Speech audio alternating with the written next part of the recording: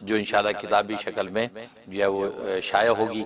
تو کتاب و سنہ میں سے ہم نے جو ہے وہ لباس کی سنتیں شروع کر رکھی تھیں، اور ان میں سے پہلی 10 سنتیں 21 سنتیں میں نے لباس کی اس میں یہاں جمع کی ہیں، جن میں سے 10 سنتیں پچھلے سبق میں پیش کر دی گئی تھی۔ آج اگلی جو ہے وہ 11 سنتیں آپ کے سامنے رکھتے ہیں۔ سنت نمبر 11، سبز رنگ کا لباس پہننا سنت ہے۔ سبز رنگ کا لباس پہننا سنت ہے۔ حوالہ حضرت ابو رمیثہ تیمی رضی اللہ تعالیٰ عنہ سے مروی ہے کہ نبی اکرم صلی اللہ علیہ وسلم تشریف لائے اور آپ صلی اللہ علیہ وسلم 2 سبز کپڑوں میں ملبوس تھے۔ تو سبز کپڑوں میں آپ ملبوس تھے، مطلب سبز لباس پہننا سنت ہوا۔ حوالہ مشکاۃ شریف صفحہ 376، صفحہ 376 مشکاۃ شریف۔ سنت نمبر 12، ملے ہوئے سرخ رنگ کا لباس پہننا سنت ہے۔ ملے ہوئے مطلب سرخ رنگ خالص نہیں ہے، مکس ہے کسی دوسرے رنگ کے ساتھ، تو ملے ہوئے سرخ رنگ کا لباس پہننا سنت ہے۔ یہ نبی کریم صلی اللہ علیہ وسلم سے گویا کہ ثابت ہے۔ حضرت براء رضی اللہ تعالیٰ سے مروی ہے کہ میں نے کبھی سرخ جوڑے والے کو نبی اکرم صلی اللہ علیہ وسلم سے زیادہ حسین نہیں دیکھا، یعنی آپ اس سرخ رنگ کے جوڑے میں سب سے زیادہ حسین لگتے تھے، اور آپ کو یہ رنگ پسند بھی بہت تھا۔ تو یہ گویا کہ صحابی نقل کر رہے ہیں۔ نیز حضرت عبداللہ محاربی رضی اللہ تعالیٰ عنہ فرماتے ہیں کہ میں نے بازار ذی المجاز میں نبی اکرم صلی اللہ علیہ وسلم کو دیکھا تو لال جبے میں دیکھا، آپ نے لال رنگ کا جبہ پہنا ہوا تھا، صحابی نقل کر رہے ہیں۔ حوالہ سیرت الشامیہ صفحہ 491، شمائل ترمذی اور صحیح بخاری شریف صفحہ 870 جلد 2، یہاں پہ یہ حدیث موجود۔ نوٹ، خالص سرخ رنگ سے نبی اکرم صلی اللہ علیہ وسلم منع فرمایا، خالص سرخ رنگ سے منع فرمایا، لیکن بعض روایات میں نبی اکرم صلی اللہ علیہ وسلم کے سرخ لباس پہننے کا ذکر ہے۔ اس سے مراد وہ سرخ رنگ ہے جس میں سرخ دھاریاں ہوں، یا اس میں سیاہ یا سفید دھاریاں ملی ہوئی ہوں، یا اس سرخ رنگ میں کسی اور رنگ کی آمیزش ہو، جیسا کہ آج کل مہرون رنگ کا استعمال کیا جاتا ہے، تو مہرون رنگ جو اس کے اندر دوسرے رنگ کی آمیزش ہوتی ہے تو مہرون بن جاتا ہے، خالص سرخ رنگ نہیں رہتا۔ تو اس قسم کا سرخ رنگ پہننا بلا شبہ سنت ہے، کیونکہ اس حدیث سے کسی کو شبہ نہ لگ جائے کہ نبی پاک صلی اللہ علیہ وسلم تو خالص سرخ سے منع کیا ہے۔ ہاں خالص سرخ سے منع کیا، لیکن اگر وہ سرخ ملا ہوا ہے، کسی اس میں دھاریاں سرخ ہیں، باقی سفید دھاریاں یا کالی دھاریاں ہیں یا سبز دھاریاں ہیں، تو دھاریاں ہیں یا کوئی اور رنگ مکس ہے، جیسے کہ میں نے بتایا کہ مہرون کلر میں کوئی اور رنگ مکس ہو جائے تو مہرون بن جاتا ہے، تو ایسا رنگ پہننا ثابت ہے، اور نبی کریم صلی اللہ علیہ وسلم ایسے رنگ میں سب سے زیادہ حسین لگتے تھے، اس لیے تو اس قسم کا سرخ رنگ پہننا بلا شبہ سنت ہے، اور آپ صلی اللہ علیہ وسلم اس لباس میں انتہائی حسین و جمیل دکھائی دیتے تھے۔ حوالہ زاد المعاد ابن قیم صفحہ نمبر 51 جلد نمبر 1۔ تو گویا کہ دیکھیں اس سے نبی کریم صلی اللہ علیہ وسلم کی خوش لباسی اور ذوق سلیم کا پتہ چلتا ہے کہ آپ کا ذوق کیا ہے۔ سنت نمبر 13، ہلکے زرد رنگ کا لباس پہننا سنت ہے۔ ہلکے زرد رنگ کا لباس پہننا سنت ہے۔ حوالہ حضرت عبداللہ بن جعفر رضی اللہ تعالیٰ سے مروی ہے کہ نبی اکرم صلی اللہ علیہ وسلم کو میں نے 2 زرد کپڑوں میں ملبوس دیکھا، آپ نے 2 زرد کپڑے پہنے ہوئے۔ حوالہ مسند بزار صفحہ 361 جلد 2۔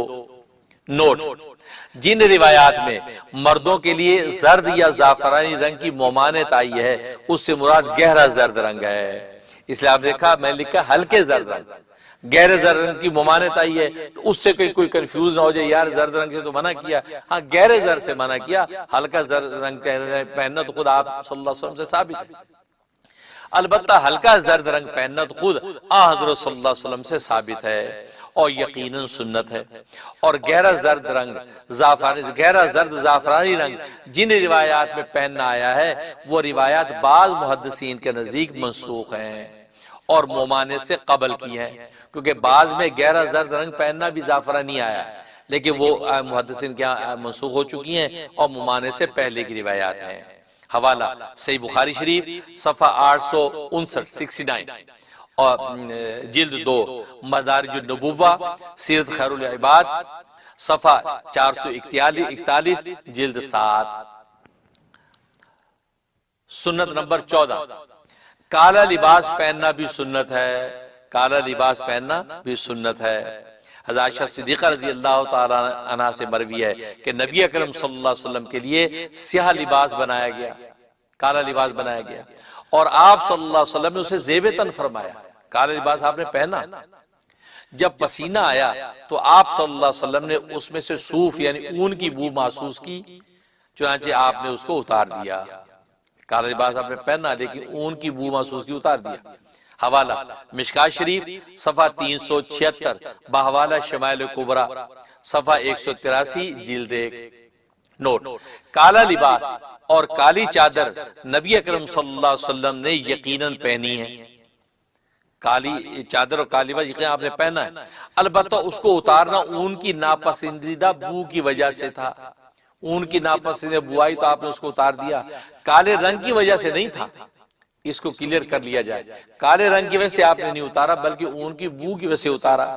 یہ وجہ ہے کہ حضرات صحابہ اکرام رضوان اللہ علیہم اجمعین کی ایک جماعت نے کالا لباس پہنا ہے، پوری ایک جماعت حقہ تھی جو کالا لباس پہننے کا اہتمام کرتے، جن میں سے حضرت انس رضی اللہ تعالیٰ عنہ، حضرت عبداللہ ابن جریر رضی اللہ تعالیٰ عنہ، حضرت عمار ابن یاسر رضی اللہ تعالیٰ عنہ، حضرت عبداللہ ابن زبیر رضی اللہ تعالیٰ عنہ سے بھی یہی منقول ہے۔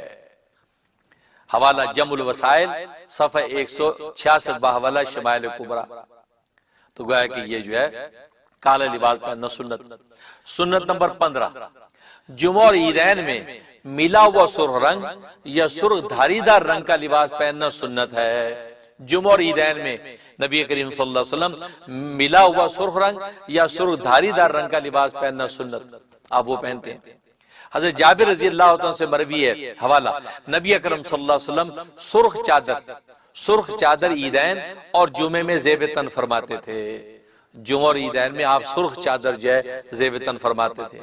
نیز حضرت عبداللہ محاربی رضی اللہ تعالیٰ بیان کرتے ہیں کہ بازار ذی المجاز میں نبی اکرم صلی اللہ علیہ وسلم کو میں نے سرخ رنگ کے جبے میں دیکھا۔ یہ حوالہ پہلے بھی آ چکا ہے، کتاب کا حوالہ سیرت خیر العباد صفحہ 491۔ ایک اور روایت عامر ابن عمر رضی اللہ تعالیٰ سے منقول ہے کہ میں نے نبی اکرم صلی اللہ علیہ وسلم کو مقام مینا میں حج کا موقع ہے، مقام مینا میں خچر پر سوار خطبہ دیتے دیکھا، خچر پر سوار خطبہ دیکھا، اور آپ صلی اللہ علیہ وسلم نے لال دھاری دار چادر اوڑھ رکھی تھی۔ یعنی حج کا موقع ہے اور مینا میں آپ خطبہ دے رہے اور لال دھاری دار چادر اوڑھ رکھی تھی، اور حضرت علی رضی اللہ تعالیٰ عنہ آپ کی بات کو آگے پہنچا رہے تھے۔ تو یہ صحابی نقل کر رہے ہیں کہ اس وقت آپ کو سرخ چادر میں دیکھا۔ حوالہ سیرت الشامیہ صفحہ 491۔ تو معلوم ہوا کہ جمعہ اور عیدین میں جو ہے سرخ جو ہے ملا ہوا رنگ یا سرخ دھاری دار جو ہے جبہ لباس پہن کے جو ہے خطبہ دینا جو ہے یہ سنت نبوی ہے۔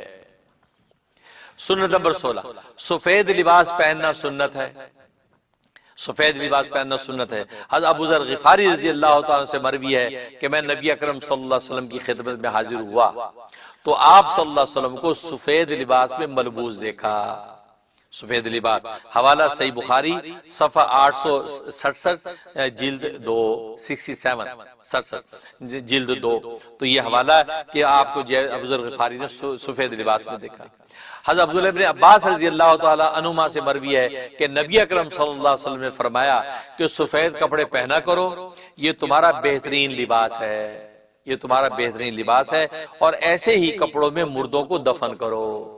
کیونکہ آپ نے سفید لباس کے بارے میں یہ جو ہے ارشاد اور ترغیب فرمائی۔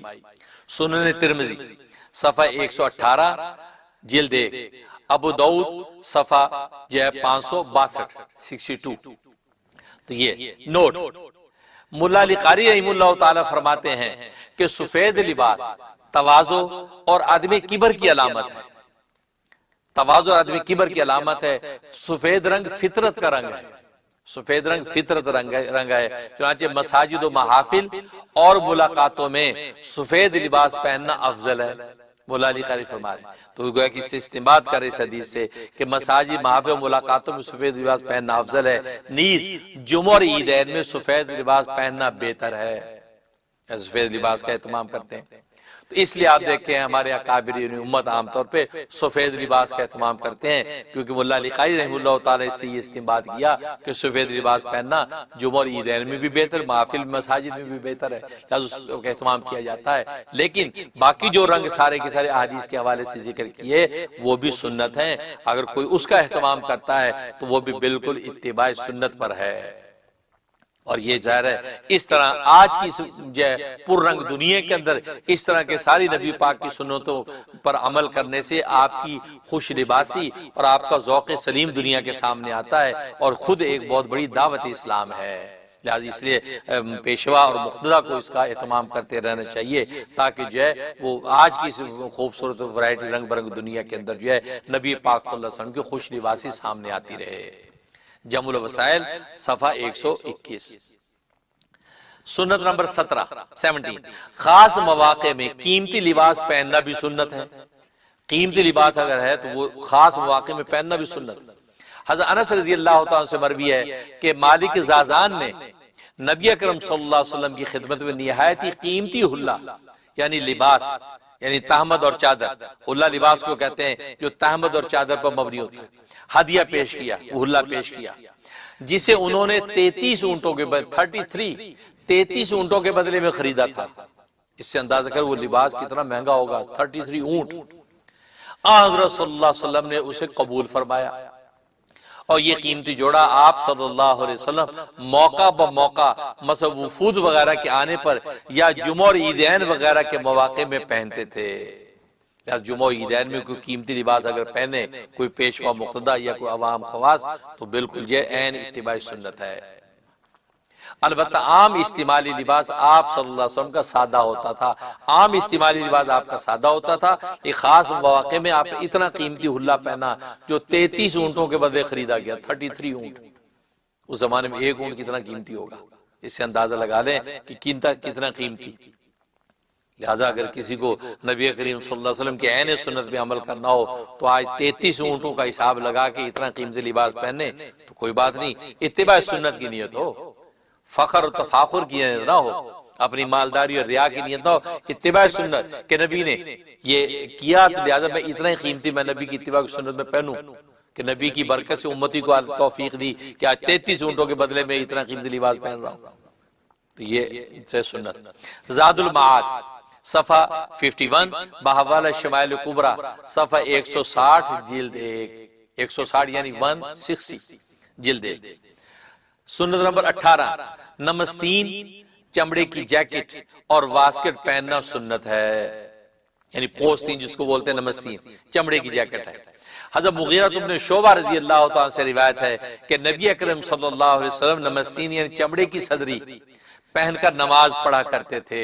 چمڑے کی صدری آپ نے پہنی ہوئی ہے یعنی واسکٹ، اور حضرت صلی اللہ علیہ وسلم کو پسند تھا کہ دباغت شدہ کھال کی نمستین یعنی چمڑے کی صدری میں نماز پڑھائیں۔ تو چمڑے کی صدری پہننا، اور آج کل آپ کو پتہ ہے اسی چمڑے کی جیکٹیں اور واسکٹیں ملتی ہیں، تو جناب یہ نبی پاک صلی اللہ علیہ وسلم کو یہ پہن کے نماز پڑھانا پسند تھا۔ حوالہ ابن عساکر سیرت الشامیہ صفحہ 486 جلد 7، زاد المعاد صفحہ 151 اور جلد 1۔ نوٹ: آج کل واسکٹ اور چمڑے کی جیکٹ پہننا اسی سنت میں داخل ہے، چنانچہ سنت سمجھ کر پہنے تو دارین کی سعادت ہے۔ اب چمڑے کی جیکٹیں آ گئی ہیں، واسکٹیں آ گئی ہیں، عام طور پہ آج کل تو یہ برفانی ملکوں میں خاص طور پہ امریکہ اور یورپ میں پہنی جاتی ہیں، تو نیت آپ سنت کی کر لیں کہ یہ چمڑے کی جیکٹ آج کے فیشن اور رواج کی وجہ سے نہیں، نبی کی سنت کی اتباع کی وجہ سے میں خرید رہا ہوں اور پہن رہا ہوں، تو آپ کو سعادت دارین بھی ملے گی، نبی کی سنت کی سعادت بھی ملے گی، اور سنت بھی اتباع سے اللہ تبارک و تعالیٰ کی محبت و مغفرت بھی نصیب ہو جائے گی، کیونکہ ہمارا دین تو انٹینشن پر ہے، نیت پر ہے۔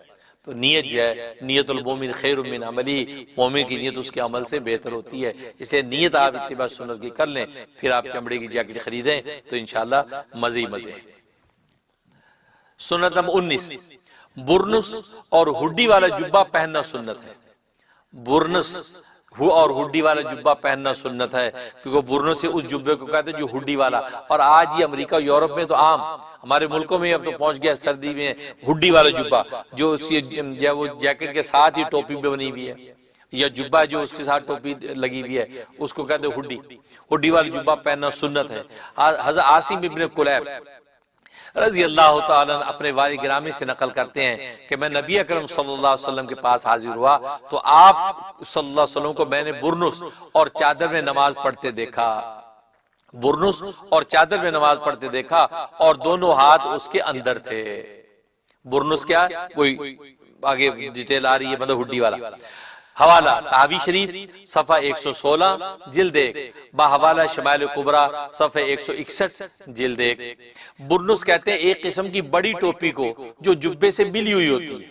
برنس ایک بڑی ٹوپی ہوتی ہے جو جبے سے ملی ہوتی ہے اور سردیوں میں پہنی جاتی ہے، جیسا کہ آج کل ہڈی دار جبے یا جیکٹ استعمال کی جاتی ہے۔ تو یہ ہے لہذا ایسا جبہ، اور آج جبے بھی ملتے ہیں اور جیکٹیں بھی ہوتی ہیں، کیونکہ بڑی ٹوپی کا مطلب وہ اتنی بڑی ہوتی ہے کہ امامہ بھی باندھا ہوا ہے، آپ نے اوپر اپنے وہ برنس چڑھا لیے تو وہ امامہ بھی اس کے اندر سما جاتا ہے، اتنی بڑی، اس کو برنس کہتے ہیں۔ تو اور آج کل آپ کو پتہ ہے جیکٹیں بھی ایسی ملتی ہیں اور جبے بھی ایسے موجود ہیں برنس والے، تو یہ سنت ہے۔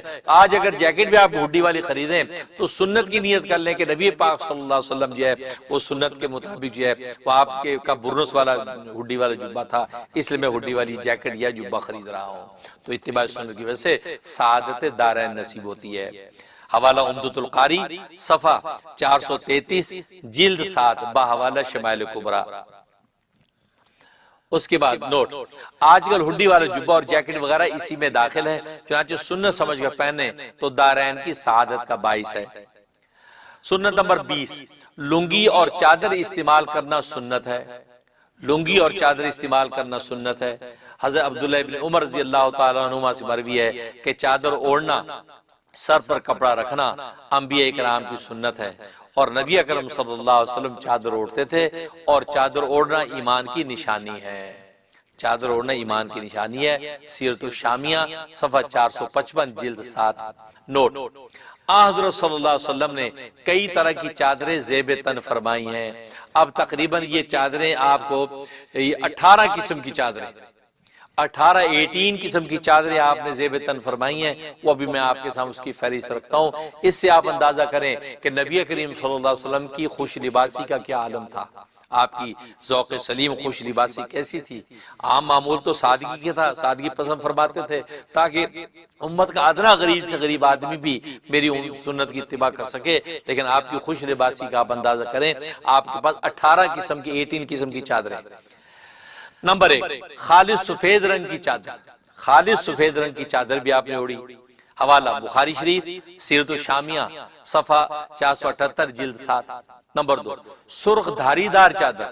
سرخ دھاری دار چادر جس کی لمبائی 6 ہاتھ اور چوڑائی 3 ہاتھ تھی۔ لمبائی 6 ہاتھ اور چوڑائی 3 ہاتھ تھی۔ حوالہ سیرت الشامیہ صفحہ 483 جلد 7۔ نمبر 3، سبز دھاری دار چادر۔ سبز دھاری دار چادر، حوالہ ابو داؤد شریف۔ نمبر 4، یمنی رنگین دھاری دار چادر۔ یمنی رنگین دھاری دار چادر جس کی لمبائی 6 ہاتھ اور چوڑائی 3 ہاتھ 1 بالش تھی۔ زاد المعاد، حوالہ زاد المعاد صفحہ 51 51 اور جلد 1 مجموع الزوائد۔ نمبر 5، شامی منقش یعنی بوٹے دار چادر۔ شامی منقش یعنی بوٹے دار، وہ بوٹے بنے ہوئے ہیں، بوٹوں کا ڈیزائن بنا ہوا ہے، تو پھول بوٹے جو بنے ہوتے ہیں، تو شامی منقش یعنی بوٹے دار چادر، حوالہ صحیح بخاری شریف۔ نمبر 6، مصری منقش یعنی بوٹے دار چادر، پھول بوٹے بنے ہوئے ہیں، اس کے نقش بنے ہوئے ہیں، مصری منقش چادر کہلاتی تھی یہ، حوالہ زاد المعاد۔ نمبر 7، سبز اور سیاہ اونی منقش یعنی بوٹے دار چادر۔ سبز اور سیاہ کلر کی اون کی بنی ہوئی یہ منقش یعنی بوٹے دار چادر، پھول بوٹے بنے ہوئے ہیں، حوالہ ترغیب۔ نمبر 8، سبز اور سیاہ اونی غیر منقش یعنی بغیر پھول بوٹے کے، بغیر ڈیزائن کے، بغیر پرنٹ کے بنی ہوئی چادر۔ یہ سبز اور سیاہ اونی غیر منقش یعنی بغیر بوٹے دار چادر، حوالہ الترغیب۔ نمبر 9، سیاہ بالوں والی چادر۔ سیاہ بالوں والی چادر، حوالہ شمال ترمذی۔ نمبر 10، جھالر نما چادر۔ جھالر نما چادر، حوالہ ابو داؤد شریف۔ نمبر 11، موٹے کنارے والی نجرانی چادر۔ موٹے کنارے والی نجرانی چادر، حوالہ بخاری شریف صفحہ 864 جلد 2۔ نمبر 12 کالی چادر، کالی چادر، کالی کمری تو مشہور ہے، کالی چادر، حوالہ سیرت الشامیہ۔ نمبر 13 پیوند لگی ہوئی چادر، پیوند لگے ہوئے ہیں، پیوند لگی ہوئی چادر، حوالہ بخاری شریف۔ نمبر 14 ہلکے زعفرانی رنگ کی چادر، حوالہ طبرانی شریف، ہلکے زعفرانی رنگ کی۔ نمبر 15 خوشنما چادر، ایک بار پہن کو اتار دی، فرمایا کہ نماز کے خشوع میں حائل ہوتی ہے، حوالہ بخاری شریف۔ تو خوشنما چادر جو ہے وہ بھی آپ نے پہنی ضرور ہے، پہلے آپ نے اتار دی کہ نماز میں خلل ہوتا ہے، اور آپ کی نماز کے جو خشوع خضوع وہ جس اعلیٰ درجے کا اس حساب سے جو ہے وہ آپ نے معمولی جو ہے عدم خشوع کو بھی آپ نے جو گوارا نہیں کیا اور چادر کو ہٹایا، لیکن آپ نے پہنی ضرور۔ نمبر 16 مخلوط ریشم کی چادر، مخلوط ریشم کی چادر، حوالہ بخاری شریف بحوالہ شمال کبرا صفحہ 167 جلد 1۔ نمبر 17 اونی سیاہ و سفید رنگ کی چادر، اونی سیاہ سفید رنگ کی چادر، حوالہ ترغیب صفحہ 108 بحوالہ شمال کبرا۔ نمبر 18 حضرمی چادر، حضرمی چادر جس کی لمبائی 4 ہاتھ اور چوڑائی 2 ہاتھ 1 بالش تھی، حوالہ سیرت الشامیہ۔ اب دیکھیے ناظرین حاضرین عزیز طلبہ طالبات، 18 قسم کی چادریں نبی کریم صلی اللہ علیہ وسلم نے استعمال فرمائی۔ اس سے آپ کی خوش لباسی کا اندازہ ہوتا ہے اور آپ کے ذوق سلیم کا پتہ چلتا ہے۔ سنت نمبر 21، یہ آج کی آخری سنت لباس کے حوالے سے۔ سنت نمبر 21 پاجامہ خریدنا سنت ہے، اور بعض روایات میں پاجامہ پہننا بھی سنت ہے۔ پاجامہ خریدنا تو سنت ڈیفینیٹ ہے ہی ہے، اور پہننا سنت ہے یعنی تو بعض روایتوں میں پہننا بھی چونکہ آتا ہے لہذا کہا کہ پہننا بھی سنت ہے۔ حوالہ حضرت سوید ابن قیس رضی اللہ تعالیٰ سے مروی ہے، ہم مینا میں تھے کہ نبی اکرم صلی اللہ علیہ وسلم تشریف لائے اور ہم سے پاجامہ خریدا۔ حوالہ آداب بہقی صفحہ 357 بحوالہ شمال کبرا صفحہ 174 جلد 1۔ ایک دوسری حدیث میں ہے کہ حضرت صلی اللہ علیہ وسلم نے پاجامہ پہنا ہے اور حضرات صحابہ کرام رضوان اللہ علیہم اجمعین آپ کے حکم سے پاجامہ پہنتے تھے۔ گو آپ سے پہننا ثابت نہ ہو مگر پہننے کے ارادے سے خریدنا تو ثابت ہے ہی ہے، تو گویا کہ خریدنا جو ہے یہ تو ڈیفینیٹ سنت ہے ہی ہے، باقی پہننا بعض روایتوں میں پہننا بھی ثابت ہے اور صحابہ کرام کو بھی تاکید کی۔ لہذا پاجامہ اور آج یہ شلوار جو ہم پہنتے ہیں یہ پاجامے کی قائم مقام ہے، کیونکہ پاجامے کو آپ نے اس لیے پسند فرمایا کہ اس میں سطر زیادہ ہے، سطر زیادہ ہے، اور چست پاجامے سے شلوار میں سطر اس سے زیادہ ہے، تو لہذا نبی پاک صلی اللہ علیہ وسلم کے الفاظ کے مطابق یہ شلوار پہننا جو ہے وہ بطریقہ اولا آپ کے لیے پسندیدہ ہو گئی، اس لیے وہ بھی سنت کے ضمن میں آ گئی۔ حوالہ زاد المعاد صفحہ 151 بحوالہ شمال کبرا صفحہ 175 جلد 1۔ نوٹ: پاجامہ دراصل حضرت ابراہیم خلیل اللہ علیہ السلام کی سنت ہے۔ حضرت ابو ہریرہ رضی اللہ عنہ سے مرفوعاً روایت ہے کہ سب سے پہلے جس نے پاجامہ پہنا وہ حضرت ابراہیم تھے۔ دیکھو سنت ابراہیمی میں بہت سی چیزیں چلی آئی ہیں، آج بہت سی چیزیں لباس کے حوالے سے بھی وہیں سے چلی آئیں، تو فرمایا کہ پاجامہ جو ہے وہ سب سے پہلے حضرت ابراہیم خلیل اللہ علیہ السلام نے پہنا۔ اسی پاجامے کی برکت سے وہ قیامت کے دن سب سے پہلے لباس پہنائے جائیں گے، یعنی یہ حضرت ابو ہریرہ کی روایت ہے کہ وہ پاجامہ پہنا بہت زیادہ سطر کا اس میں اہتمام ہے، لہذا اس پاجامے کی برکت سے کل روز قیامت میں سب سے پہلے آپ لباس پہنائے جائیں گے۔ اور ظاہر ہے کہ آپ کا لباس دنیا کے اندر اتار کے آپ کو آگ کے اندر پھینکا گیا، وہ بھی ایک ایسی مسئلہ تو وجہ ہے کہ آخرت میں سب سے پہلے آپ کو لباس پہنایا جائے گا۔ حوالہ عمدۃ القاری صفحہ 306 جلد 21 بحوالہ شمال کبرا صفحہ 175 جلد 1۔ بہرکیف پاجامہ شلوار وغیرہ پہننا سنت ہے، اور سنت ہی کی نیت سے پہنا جائے تو دنیا اور آخرت کی سعادت کا باعث ہے۔ حوالہ زاد المعاد صفحہ 306 جلد 21۔ تو یہاں تک ناظرین جو ہے یہ لباس کی 21 سنتیں پوری ہوگی، 21 سنت لباس کی پوری ہو گئی۔ اب ان سنتوں کا آپ ازبر بھی کریں، آگے بھی اس پیغام کو پہنچائیں، اور جو عمل کر سکتا ہے اس کو عمل بھی لائیں، اور سنت کی نیت سے عمل میں لائیں گے تو سعادت دارین تو کہیں گئی نہیں، ضرور ملے گی۔ آگے انشاءاللہ ٹوپی کے حوالے سے جو سنتیں ہیں ان کو اگلے سبق میں بیان کریں گے۔ اللہ سے دعا ہے کہ اللہ تبارک و تعالی عمل کرنے کی توفیق عطا فرمائے، اور سنت بیان کرنے کا مقصد یہ ہے کہ جس قدر ہو سکے ہم سرکار دو عالم صلی اللہ علیہ وسلم کی سنن عادیہ اور سنن ہدا پر تو عمل کرنا ہی ہوگا، لیکن سنن عادیہ جو ہیں ان کو بھی ہم حرز جان بنائیں۔ جب حرز جان بنائیں گے تو نبی کریم صلی اللہ علیہ وسلم کے جب نقش قدم پر چلیں گے تو اللہ تبارک و تعالی ہمیں اپنا محبوب بنا لیں گے اور ہماری بخشش کر دیں گے، کیونکہ قرآن کا وعدہ ہے، قل ان کنتم تحبون اللہ فاتبعونی، اے پیغمبر آپ ان سے کہہ دیجئے اگر تمہیں اللہ سے محبت ہے، ان کنتم تحبون اللہ، اگر تم اللہ سے محبت کرتے ہو تو فاتبعونی، تو میری اتباع کرو، مطلب میری سنتوں کی اتباع کرو۔ میرا اٹھنا بیٹھنا چلنا پھرنا سونا جاگنا شب و روز حرکت و سکنات کیا ہے، اخلاق و کردار کیا ہے، نشست و برخاست کیا ہے، ایک ایک سنت، کیونکہ وے آف لائف جو ہے نبی کریم صلی اللہ علیہ وسلم نے امت کو دیا۔ تو میں ان سنتوں کی اتباع کرو تو کیا تمہیں انعام ملے گا، یحببکم اللہ، اللہ تم سے محبت کرنے لگے گا۔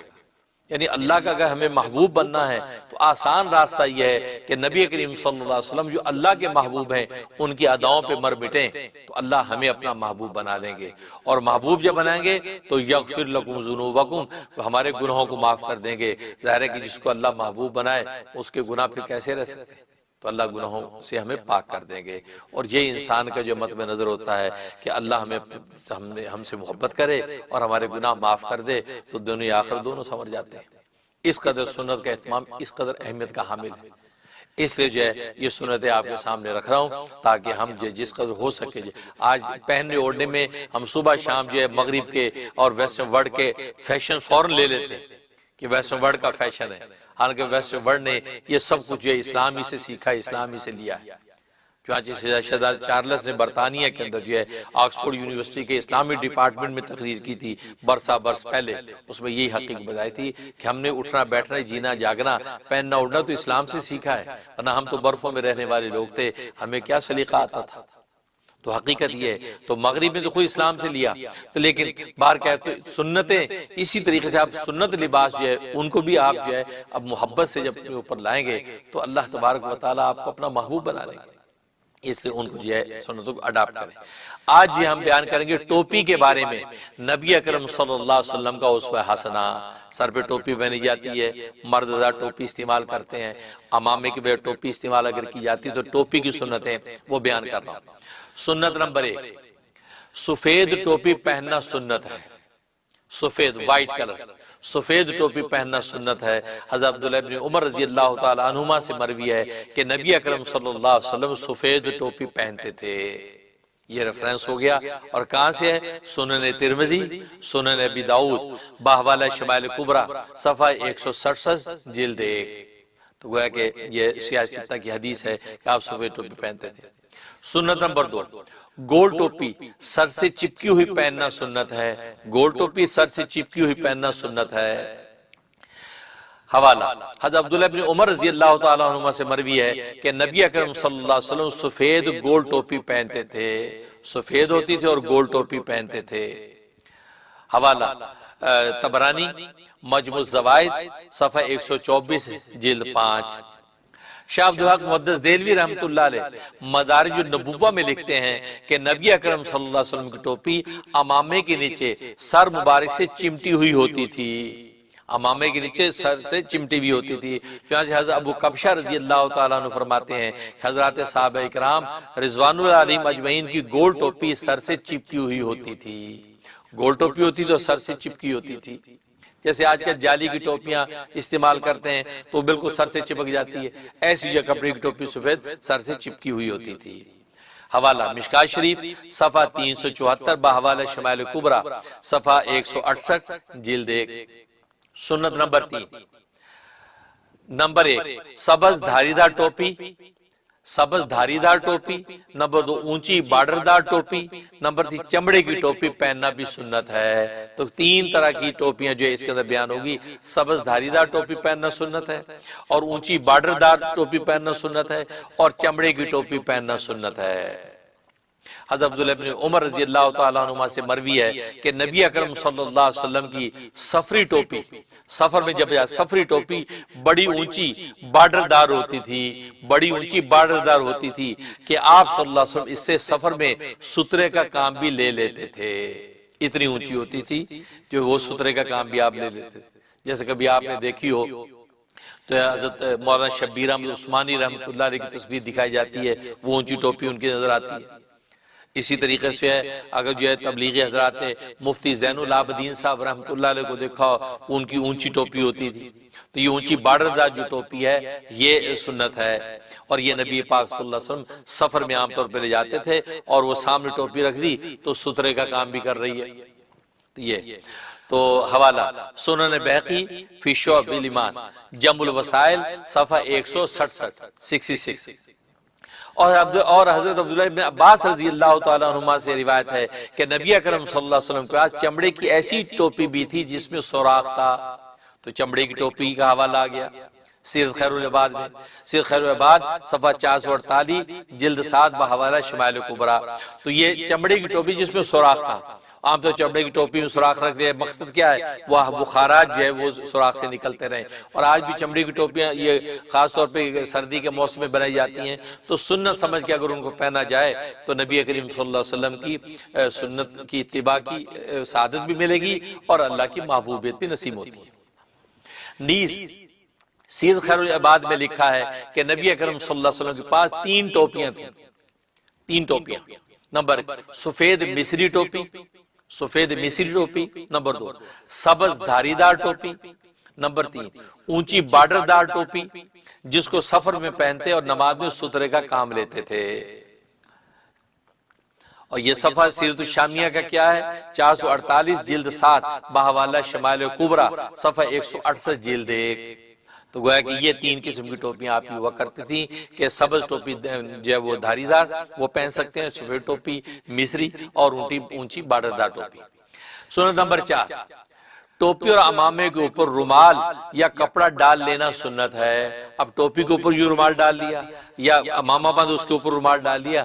عام طور پہ آپ نے علماء اور صلحاء کو دیکھا ہوگا کہ وہ عمامے کے اوپر جو سفید رومال یا سرخ رومال اوپر ڈال لیتے ہیں، تو یہ کرنا بھی فرمایا سنت ہے۔ حضرت عبداللہ بن عباس رضی اللہ تعالیٰ عنہما سے مروی ہے کہ نبی اکرم صلی اللہ علیہ وسلم گھر سے باہر تشریف لائے تو آپ کے سر مبارک پر ایک مٹیالے رنگ کا کپڑا تھا، آپ کے سر مبارک پر ایک مٹیالے رنگ کا کپڑا تھا۔ نیز حضرت انس رضی اللہ تعالیٰ عنہ سے مروی ہے کہ چادر کے ایک کونے کو آپ سر پر ڈال لیتے تھے، چادر کے ایک کونے کو آپ اپنے سر پہ ڈال لیتے تھے۔ حوالہ صحیح بخاری شریف صفحہ 864 جلد 2 بحوالہ شمائل کبریٰ صفحہ 173 جلد 1۔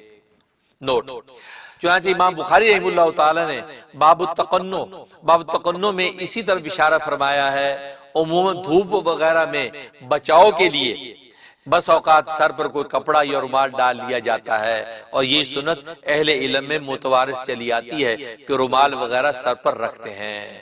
حوالہ زاد المعاد صفحہ 52 جلد 1 سیرت الشامیہ بحوالہ شمائل کبریٰ۔ لہذا آپ نے دیکھا اہل علم میں عام طور پہ اسی طرح اوپر رومال ڈال لیا جاتا ہے عمامہ یا ٹوپی کے اوپر، فرمایا یہ بھی سنت ہے۔ یہاں تک یہ سنت پوری ہوئی ٹوپی کی۔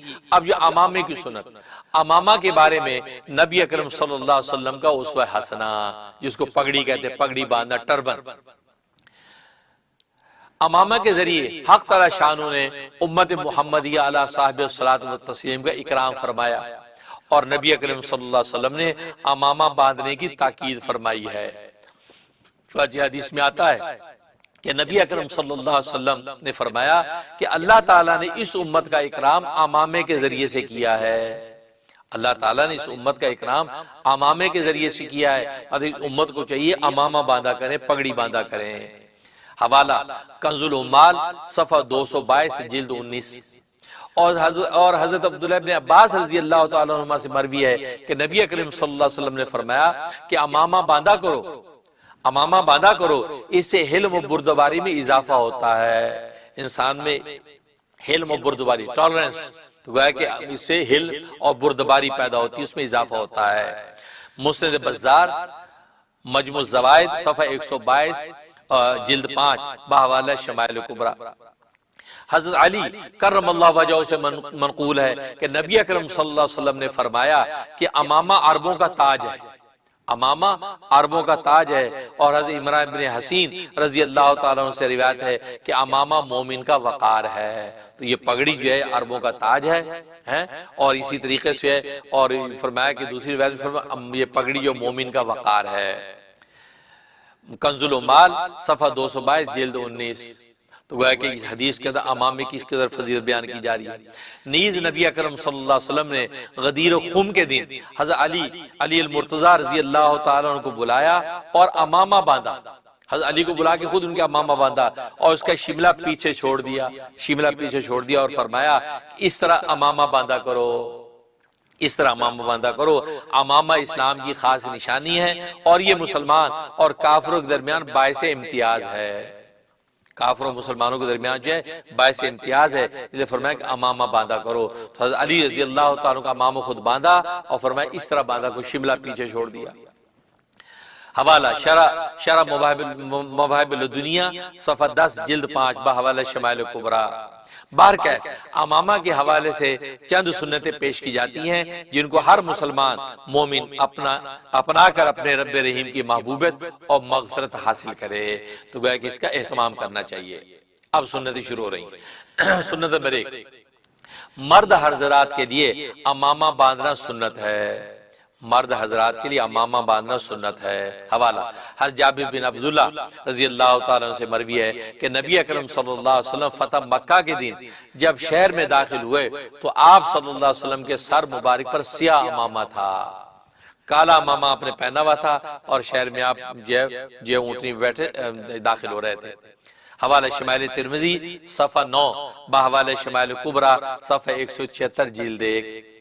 سنت نمبر 2، سفر میں سفید امامہ پہننا سنت ہے، سفر میں سفید امامہ پہننا سنت ہے۔ نبی اکرم صلی اللہ علیہ وسلم حالت سفر میں عموماً سفید رنگ کا امامہ باندھتے تھے، چنانچہ حضرت عائشہ صدیقہ رضی اللہ تعالیٰ عنہ سے مروی ہے کہ آپ صلی اللہ علیہ وسلم کا امامہ سفر سفید تھا۔ حضرت عائشہ صدیقہ رضی اللہ تعالیٰ سے روایت ہے کہ آپ کا امامہ سفر، یہ سفر کا جو امامہ تھا فرمایا وہ سفید تھا۔ حوالہ مواہب الدنیا صفحہ 14 جلد 5 بحوالہ شمائل کبریٰ۔ سنت نمبر 3، حضر یعنی وطن میں سیاہ امامہ پہننا سنت ہے، حضر یعنی وطن میں سیاہ امامہ پہننا سنت ہے، جیسے بتایا سفر میں سفید سنت ہے، تو میں حضر یعنی وطن میں سیاہ امامہ باندھنا سنت ہے۔ حوالہ نبی اکرم صلی اللہ علیہ وسلم حضر یعنی وطن میں عموماً سیاہ امامہ باندھتے تھے، چنانچہ حضرت عمر بن حریث رضی اللہ تعالیٰ سے مروی ہے کہ آپ صلی اللہ علیہ وسلم نے سیاہ امامہ باندھے ہوئے خطبہ دیا، یعنی مسجد نبوی میں خطبہ دیا تو سیاہ امامہ باندھا ہوا تھا۔ صحیح مسلم شمائل ترمذی صفحہ 9 مواہب الدنیا صفحہ 14 جلد 5۔ سنت نمبر 4، سرخ رنگ کا یا سرخ دھاری دار رنگ کا امامہ پہننا بھی سنت ہے، سرخ رنگ ہو یا سرخ دھاری دار رنگ ہو، فرمایا سرخ دھاری دار رنگ کا امامہ فرمایا یہ پہننا بھی سنت ہے۔ حوالہ انس بن مالک رضی اللہ تعالیٰ سے مروی ہے کہ میں نے رسول اللہ صلی اللہ علیہ وسلم کو دیکھا کہ آپ وضو کر رہے تھے اور آپ پر قطری امامہ جو سرخ رنگ یا سرخ دھاری دار ہوتا تھا، سرخ امامہ ہے، پس آپ نے امامے کے نیچے ہاتھ داخل کر کے سر کے سامنے حصے کا مسح کیا اور امامہ بکھرا نہیں، تو گویا کہ فرمایا کہ آپ نے ہاتھ داخل کر کے مسح کیا اور امامہ بکھرا نہیں، فرمایا کہ یہ تو یہ حضرت انس رضی اللہ عنہ کی روایت، اور یہ حوالہ ابو داؤد شریف صفحہ 31 جلد 1۔ نیز حضرت ابو ہریرہ رضی اللہ عنہ سے مروی ہے کہ نبی اکرم صلی اللہ علیہ وسلم تشریف لائے اور آپ صلی اللہ علیہ وسلم زرد قمیص، زرد چادر اور زرد امامے میں ملبوس تھے، وہ آگے چلے گئے، ہم بیچ سن رہے گی۔ تو سرخ رنگ کا یا سرخ دھاری دار رنگ کا امامہ پہننا سنت ہے۔ حوالہ تھا حضرت انس بن مالک رضی اللہ عنہ سے روایت کہ میں نے رسول اللہ صلی اللہ علیہ وسلم کو دیکھا کہ آپ وضو کر رہے ہیں اور آپ پر قطری امامہ ہے، یعنی قطری امامہ سرخ رنگ کا یا سرخ دھاری دار رنگ کا ہوا کرتا تھا، پس آپ نے امامے کے نیچے ہاتھ داخل کر کے سر کے سامنے حصے کا مسح کیا اور امامہ بکھرا نہیں۔ حوالہ ابو داؤد شریف صفحہ 31 جلد 1۔ اب اگلی سنت نمبر 5، ہلکے زرد رنگ کا امامہ پہننا بھی سنت ہے، اس کا حوالہ جو میں پہلے پڑھ بیٹھا، ہلکے زرد رنگ کا امامہ پہننا بھی سنت ہے۔ حوالہ حضرت ابو ہریرہ رضی اللہ عنہ سے مروی ہے کہ نبی اکرم صلی اللہ علیہ وسلم تشریف لائے اور آپ صلی اللہ علیہ وسلم زرد قمیص، زرد چادر اور زرد عمامے میں ملبوس تھے۔ حوالہ ابن عساکر الحاوی صفحہ 104 جلد 2 بحوالہ شمائل کبریٰ۔ نوٹ، اب نوٹ یعنی فائدہ، اب سنیے، جن روایات میں زرد رنگ کی ممانعت آئی ہے، کہ یہاں ہلکا زرد رنگ لکھا ہے، آگے اس کا جواب دیا جا رہا ہے کہ جن روایات میں زرد رنگ کی ممانعت آئی ہے اس سے مراد گہرا زرد رنگ ہے۔ گہرا زرد رنگ ممنوع ہے، لیکن ہلکا زرد رنگ خود آپ سے پہننا ثابت ہے۔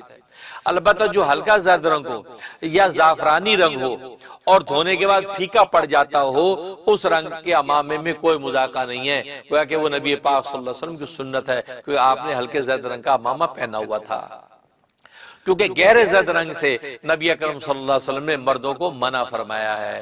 تو گہرے زرد رنگ سے ممانعت ہے۔ ہلکے زرد رنگ کا اگر سوٹ بھی پہننا ہے، ہلکے زرد رنگ کا عمامہ بھی باندھا ہے، تو وہ نبی پاک صلی اللہ علیہ وسلم سے ثابت ہے۔ صحیح بخاری صفحہ 859 869 جلد 2 سید خیر العباد صفحہ 441 جلد 7 بحوالہ شمائل کبریٰ۔ سنت نمبر 6، عمامے کے نیچے ٹوپی پہننا سنت ہے۔ عمامے کے نیچے ٹوپی پہننا سنت ہے، صرف عمامہ جو ہے ننگے سر پہ گھما لینا کافی نہیں۔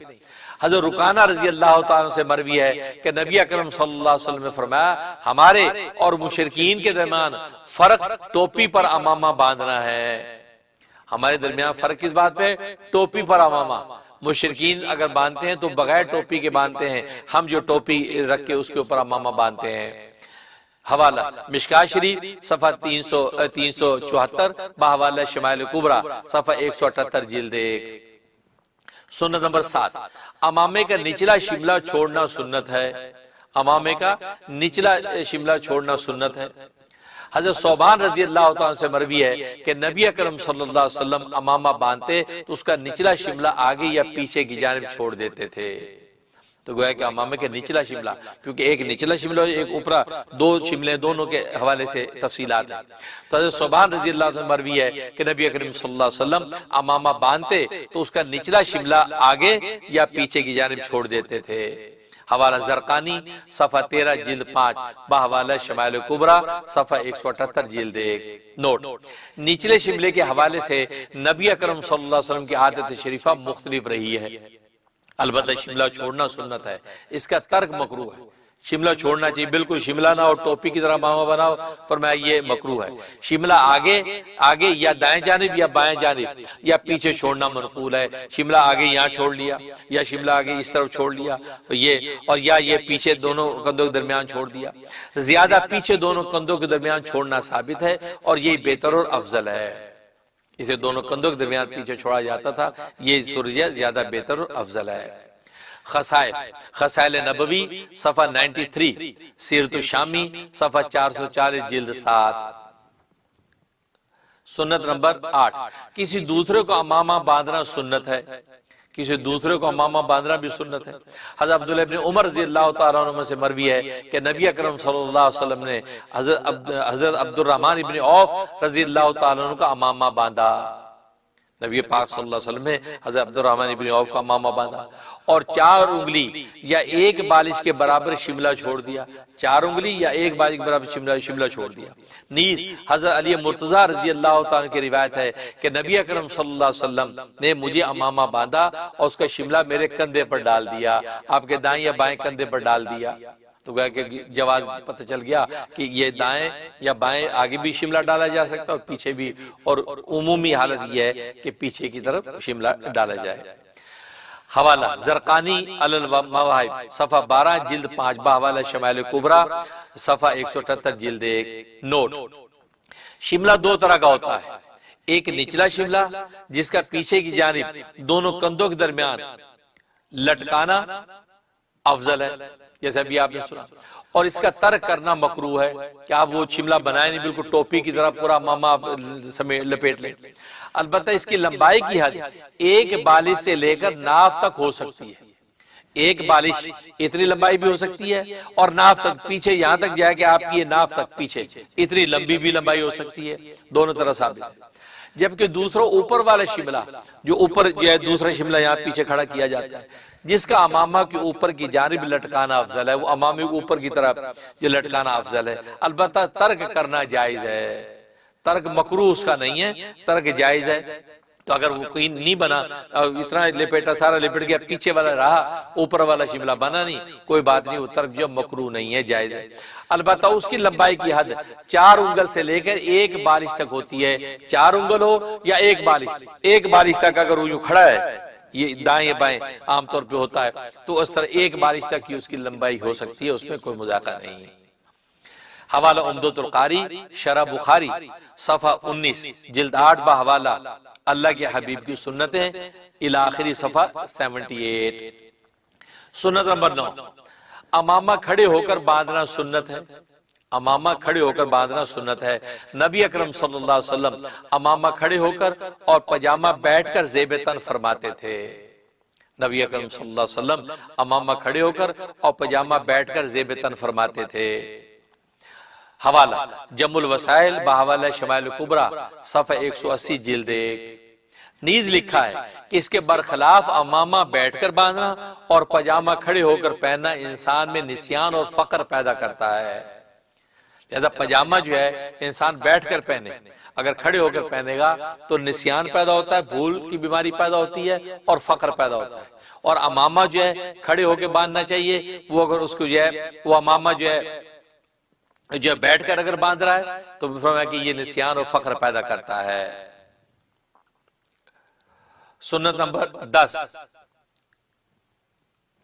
عیدین میں سیاہ امامہ باندھنا سنت ہے، عیدین میں سیاہ امامہ باندھنا سنت ہے۔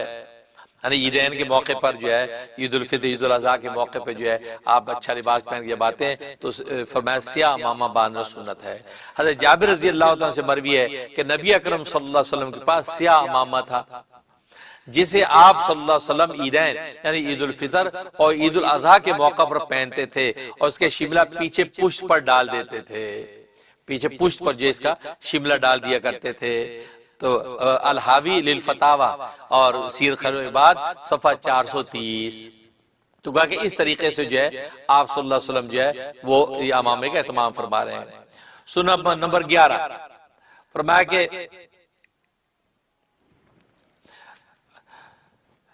سنت نمبر 11 فرمایا کہ نیلے رنگ کا امامہ پہننا بھی سنت ہے، نیلے رنگ کا بلو کلر امامہ پہننا، ہلکا رنگ ہو گہرا رنگ ہو، بلو کلر امامہ پہننا بھی سنت ہے۔ حوالہ انس بن مالک رضی اللہ عنہ سے مروی ہے کہ میں نے رسول اللہ صلی اللہ علیہ وسلم کو دیکھا، یہ حوالہ پہلے بھی گزر چکا ہے، آپ وضو فرما رہے تھے اور آپ پر قطری امامہ تھا، اور قطری امامہ کے بارے میں لکھا ہے کہ یہ سرخ رنگ یا اسی طریقے سے سرخ دھاری دار رنگ یا نیلا رنگ، نیلے رنگ کا ہوا کرتا تھا۔ تو بس آپ نے امامے کے نیچے ہاتھ داخل کر کے سر کے سامنے کے حصے کا مسح کیا اور امامہ بکھرا نہیں۔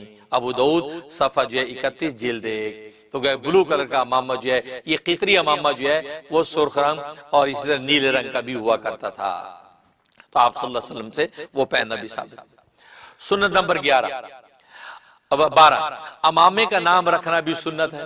اب امامے کا آپ کوئی نام رکھ لیں تو یہ بھی سنت ہے، اور لہذا نبی پاک صلی اللہ علیہ وسلم کی عادت شریفہ تھی، آپ اپنی چیزوں کے نام رکھ لیا کرتے ہیں، اور یہ بڑی خوبصورت سنت ہے۔ چیزوں آپ کی 4 گاڑیاں ہیں، ہر گاڑی کے ایک نام ہو تو اس کے پہچان میں بھی آسانی، یہ میری گاڑی بھی کون سی والی، یہ لال والی، پیلی والی، اس کے بعد آپ نام رکھ لیں۔ تو نبی پاک صلی اللہ علیہ وسلم جو ہے اپنی چیزوں کے نام رکھ لیا کرتے تھے، نہایت نفیس نام۔ اسی طرح امامہ آپ کا امامے کا بھی نام رکھا ہوا ہے، تو فرمایا کہ امامے کا نام رکھنا بھی سنت ہے۔ حوالہ نبی اکرم صلی اللہ علیہ وسلم نے جس طرح دیگر اشیاء ضرورت کا نام اپنی عادت شریفہ کے مطابق تجویز کر رکھا تھا، اسی طرح امامے کا نام بھی تجویز کیا ہوا تھا، امامے کا نام بھی تجویز کیا ہوا تھا، اور آپ کے امامے کا نام صحاب تھا، صحاب بادل کو کہتے ہیں، تو صحاب، تو گویا کہ آپ نے اپنے امامے کا نام صحاب رکھا ہوا تھا۔ حوالہ زرقانی علی المواہب صفحہ 4 جلد 5 بحوالہ شمائل کبریٰ صفحہ 181 جلد 1۔